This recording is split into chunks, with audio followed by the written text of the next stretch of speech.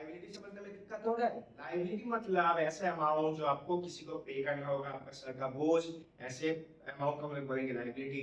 Liability दो तरह का होता है, एक होता है करंट लायबिलिटी, दूसरा होता है नॉन करंट लायबिलिटी।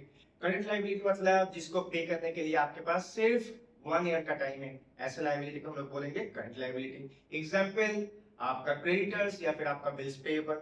तो नॉन करंट लायबिलिटी मतलब ऐसा लायबिलिटी जिसको पे करने के लिए आपके पास मोर देन 1 ईयर का टाइम है, जैसे आपने कोई बड़ा सा लोन ले लिया फॉर मोर देन 1 ईयर।